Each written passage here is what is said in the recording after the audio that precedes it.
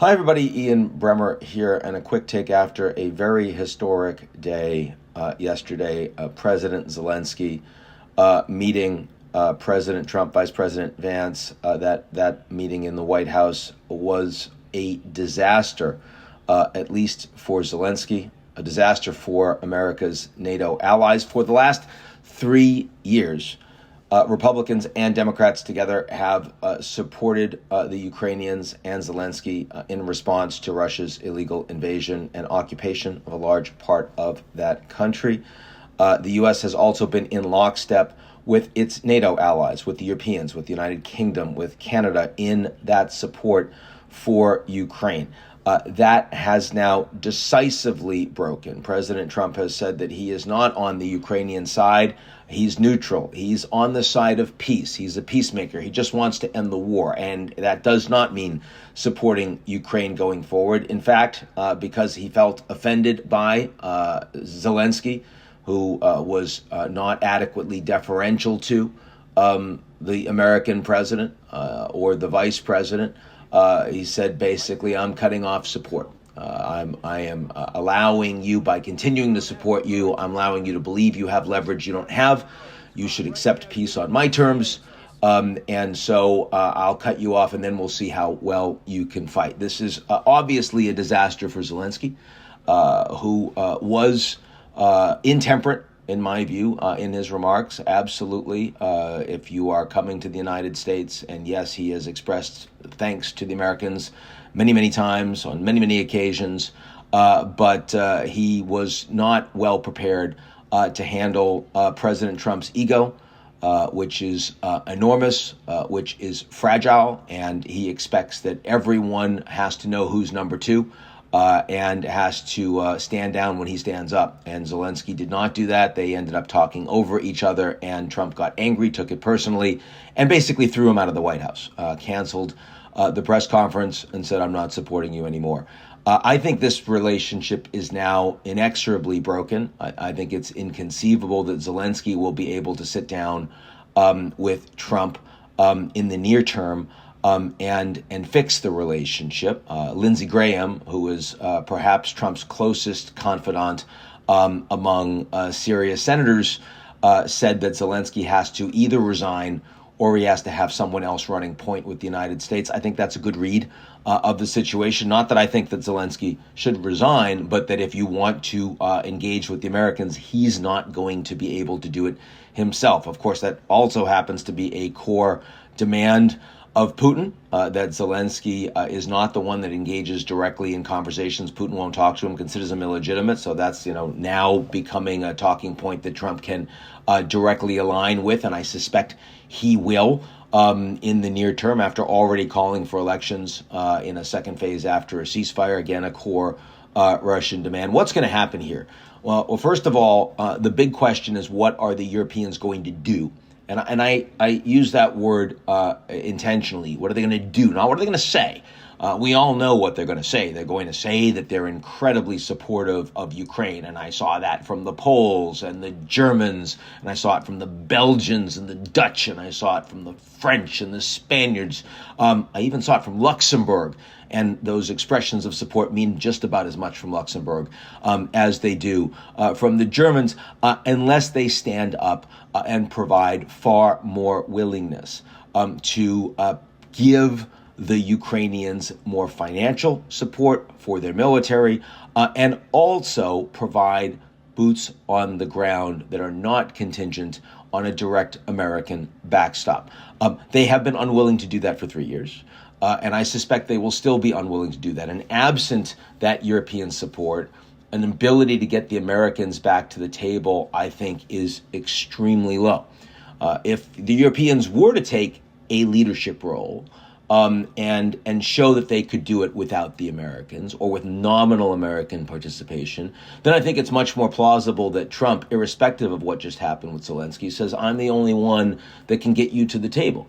I was the only one that made the Europeans lead. And so now, I'm back. I'm back now because this is the right conditions for peace for the American taxpayers. But of course, what Trump wants to do is end the war.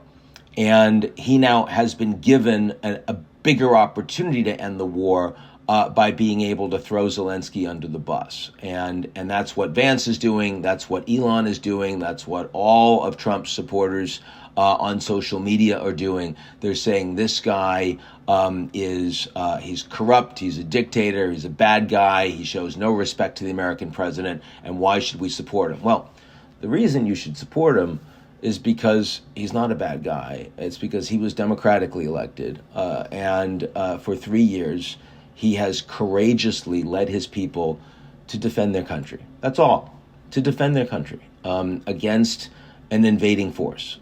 When the Iraqis invaded Kuwait illegally, the Americans stood up, slapped down Saddam Hussein directly, not indirectly, directly involved in that fighting to stand for the principle of territorial integrity.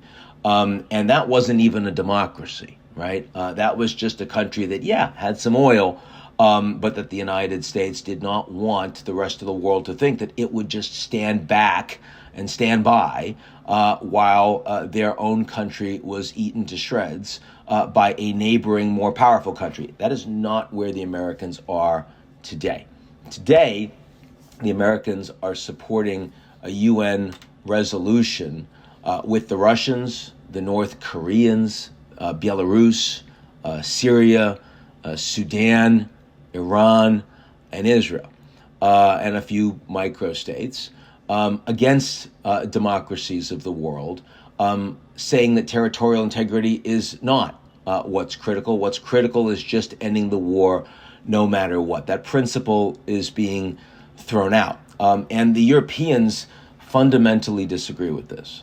The Europeans feel like there is a gun to their head from the East, with the Russians as a direct national security threat, and now a gun to the head from the West, a country that does not support core values of collective security, of rule of law, and of territorial integrity. And that means that the Europeans have to now get their act together immediately or else. Zelensky is someone who, when the Americans offered to get him out of the country because he was going to be overrun by the invading Russians, he said, no, I'm not leaving my country, in a way that the Afghan leadership fled immediately. No, I'm staying, and I'm going to defend my country with my fellow Ukrainians. And that was an extraordinary moment, and he has been facing down a much more powerful force at a threat to his life, his family's lives. He's been on the front lines many, many times. He's not getting much sleep. He's under incredible pressure. And does that all does it all take away from the fact that he talked back to the American president? No, obviously no. You have to be better capable of representing your country by knowing who you're dealing with when you're coming in to see the U.S. president.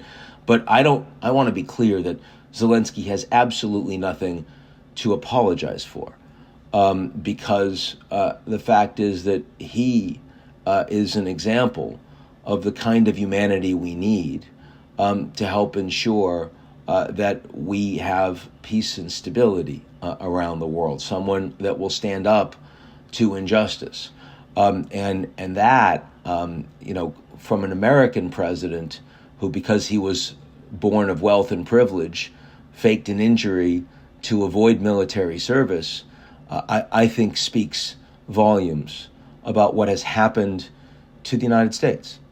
The values that the Americans stand for presently on the global stage are values of power.